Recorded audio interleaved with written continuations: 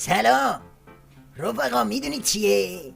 این چند روزه علی گدا و باقی جونورای عمامه‌دار همچی بفهمی نفهمی رفتن تو فاز خط و نشون کشیدن و تهدید و این حرفا.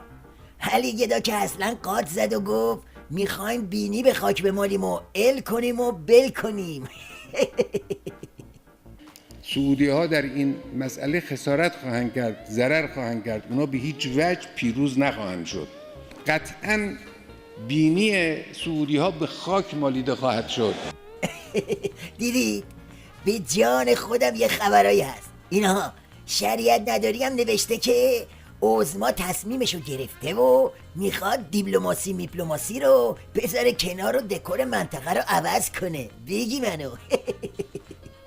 موضع صریح و قاطع و استفاده از عباراتی نظیر قطعاً بینی سعودی ها به خاک مالیده خواهد شد بیانگر شرایط جدید منطقه است.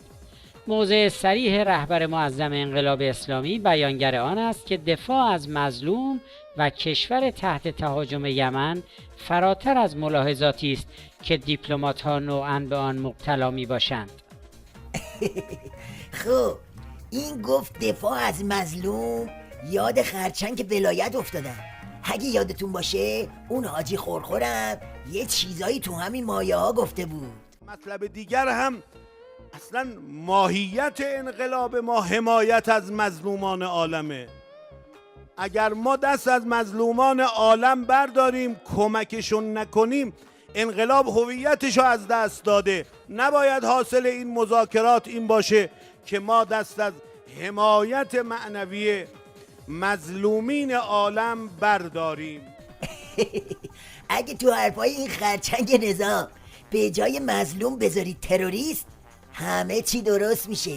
اینم یه خبر از دفاع آخوندا از تروریست های مظلوم در عالم.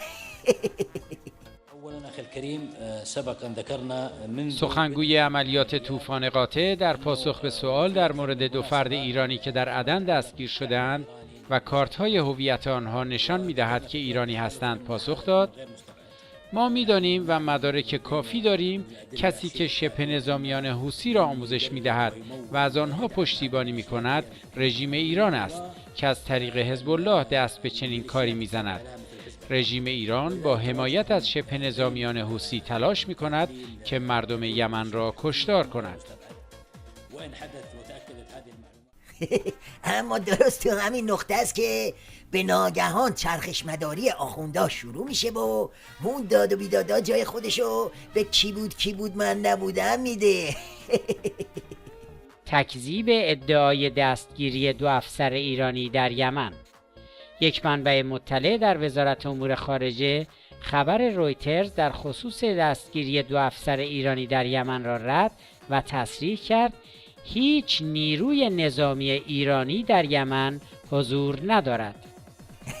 بعدم بر اخبارهای حکومتی از به خاک مالیدن بینی این کشور و اون کشور صرف نظر میکنن و میرن تو فاز تنش زدایی. سعودی ها و مجموعه کشورهای همسو با آنها به دنبال این هستند که ایران را متهم کرده و کشورمان را عامل حوادث یمن معرفی کنند. آنچه مسلم است درگیری با کشورها و افزایش اختلافات جزء سیاست‌های دولت ایران نیست. باید توجه داشت سعودی ها همسایه ما هستند. بله اینجاست که معلوم میشه همه اون خط و نشون کشیدن ها حکم دود استتا رو داشته. یعنی عظمای شاخ شکسته میخواد با این آرت و پورتا شاخ شکستگی خودشو تو یمن بپوشونه و برباد رفتن آرزوهاش تو منطقه رو پنهون کنه. اقتدار ولایت اونم تو این اوضاع و احوال اساسی ناسور شده و دیگه رمق عربده کشی هم براش نمونده.